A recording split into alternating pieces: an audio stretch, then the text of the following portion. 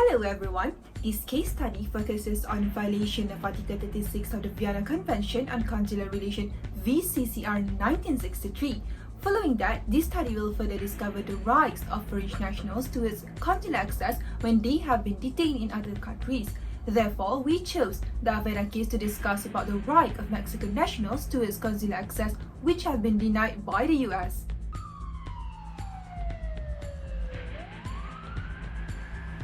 Moving on to the fact of the case. On January 2003, Mexico initiated a claim against the United States on the ground of the violation of Article 36 of the Vienna Convention. The Vienna Conventions provide that the foreign nation must be informed without delay of their rights to communicate with their consulate when they are detained by the law enforcement officials. It also requires law enforcement officials to notify the appropriate consulate if the foreign nation so requests. Once the violation of Article 36 of Paragraph 1 of the Vienna Convention was materialized, the United States shall provide meaningful and efficient review and reconsideration as provided under Article 36 of Paragraph 2. The case began with Mr. AVENA, who was integrated in English in 1981, despite the fact that he did not understand or have knowledge about the language. Later, he was confessed to murder of 2 men, which he found guilty by the domestic court. Mexico only received the notification 10 years after his arrest and death sentence. As time passed, more cases involving the said violation were added. Mexico argued that the United States had failed to comply with the Vienna Convention in 54 separate cases and involving Mexican nationals who have been convicted and sentenced to death.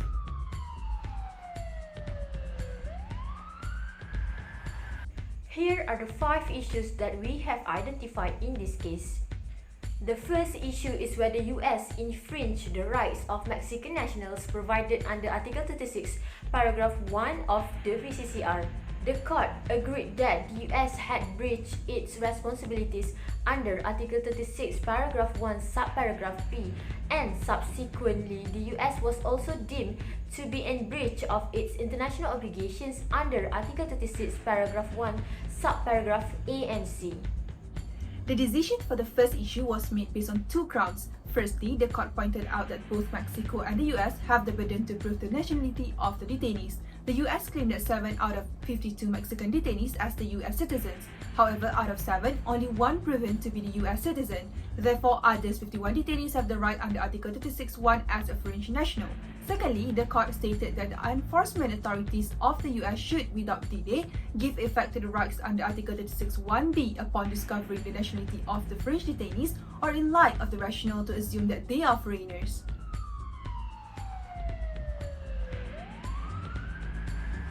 The second issue is whether the US violated its international obligation under Article 36, Paragraph 2 of the VCCR. The US was found contravening Paragraph 2 of Article 36 for the conviction and sentences of 3 Mexican nationals, namely Mr. Cesar Roberto Fierro Reyna, Mr. Roberto Morena Ramos, and Mr. Osvaldo Torres Aguilera. The court ruled such a decision as those 3 Mexicans was already at their final stage where one of them already received a date for his execution. Therefore, it violated Paragraph 2 of the provision as the final verdict was given, although the US failed to provide a meaningful review and reconsideration pursuant to their breaches of Article 36(1) of the VCCR.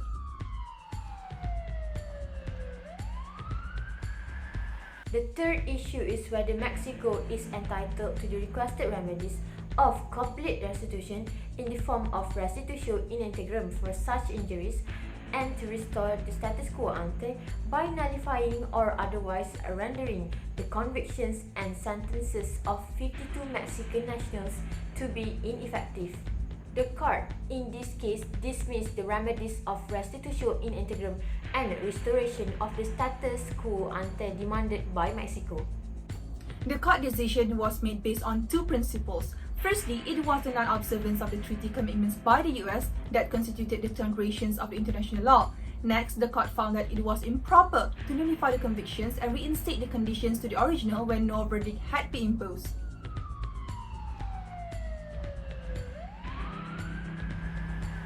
The fourth issue is whether Mexico can demand the US to give an effective and meaningful review and reconsideration of the convictions and sentences of 52 Mexican nationals if the court dismissed its previous requested remedies.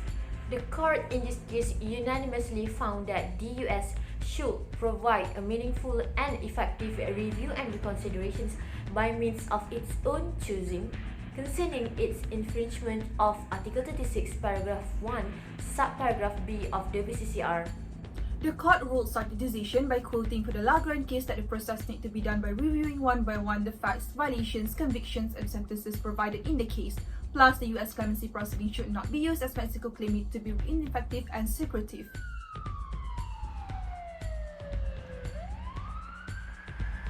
The last issue in this case is whether Mexico can request a cessation to the US violation of Article 36 of the VCCR as well as necessary guarantees and assurance that the breach will not be repeated.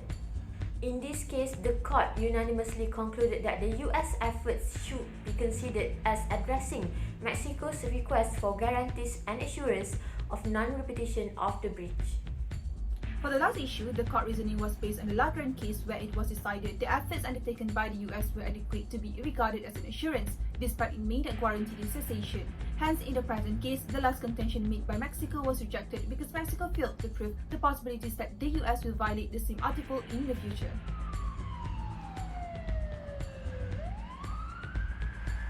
In the AVENA case, the court also has made unintended statements or inarbitrarily determined that although it might not be legally binding on other courts, it can be used as persuasive evidence in future cases. As referring to NURUL versus Australia, the court believed that the claimant state's delay may affect the admissibility of the submission, regardless there is no time restriction that prevents any action from being conducted after a specific time of length has passed. In response to Mexico's claim that the US used the procedural default rule in order to escape from the consequence of violating Article 36 of Paragraph 1 of the Convention, the court in obiter dicta believed that the US used the applied rules to avoid the consequence of violating the Convention. The court considered that a clear distinction must be made, whereby the rule itself does not contradict the stated article but rather raises an issue when the law prevents Mexican detainees from disputing the verdicts against them.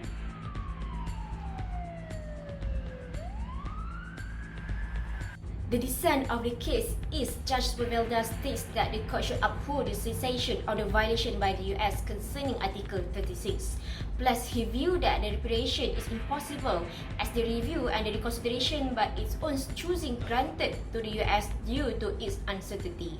Next, Judge Tonka questioned the obligation to convey to foreign detainees of their rights under Article 36 only upon discovering or having grounds to assume that they are foreigners. He believed that the supposedly obligation is established upon the detention of detainees. Moreover, Judge Verjeten states that it was inappropriate to demand the exhaustion of local remedies before utilizing the rights of diplomatic protection of those nationals. The said principle did not apply in this case, not due to the special features of Article 36, but as per exceptional circumstances of the case.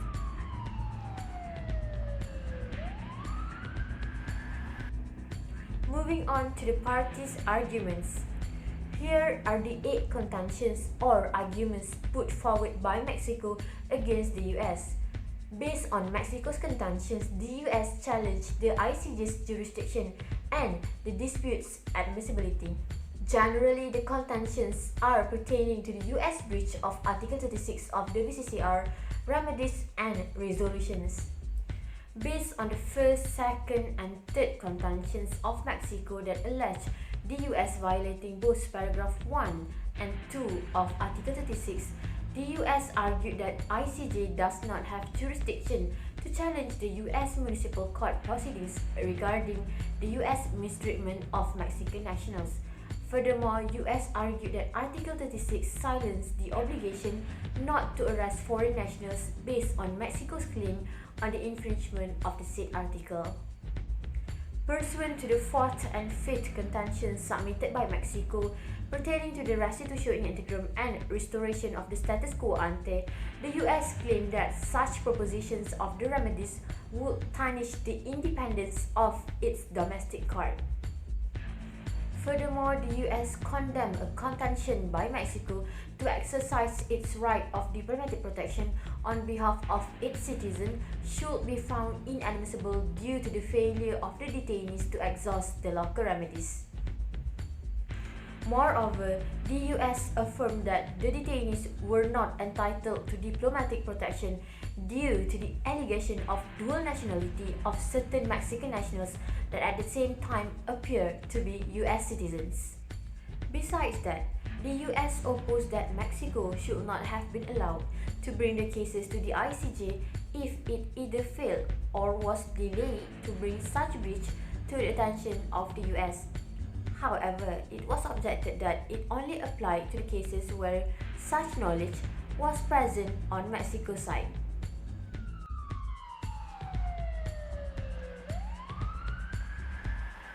In my opinion, the enforcement of the legal provisions in Article 36(2) of the VCCR is weak and ambiguous. The court's decision to allow the US to use its own methods to handle the review and reconsideration process against the Mexicans is extremely unfair and may be considered unjustified.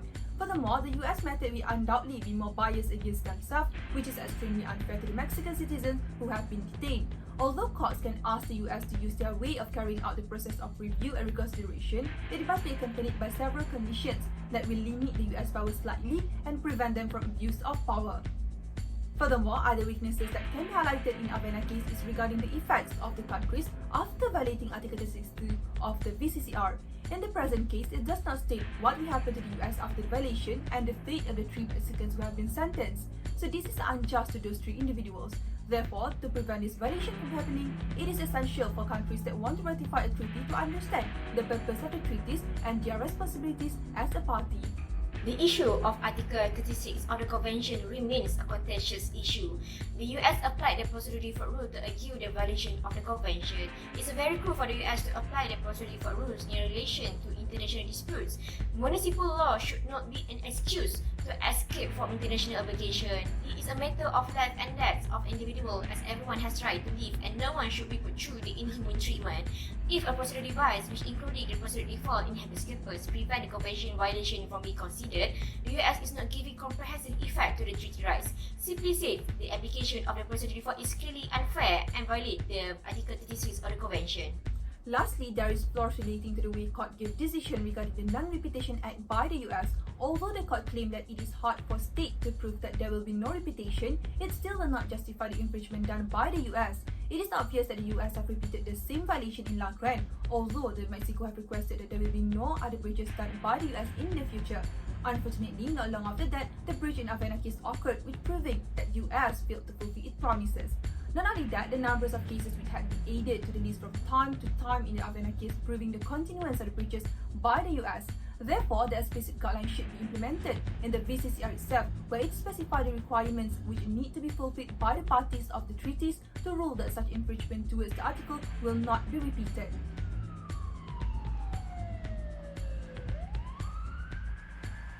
In conclusion, when dealing with international affairs, a state shall prioritize the commitments set forth in a ratified treaty and not argue based on the local legal framework as the excuse to depart from the international responsibilities. As in this case, the US was trying to evade its liability by stating that their domestic law had caused them to contravene the international regulations. Hence, the right specific in Article 36 shall not be imperiled as a result of the non-observance of the US to abide by the law.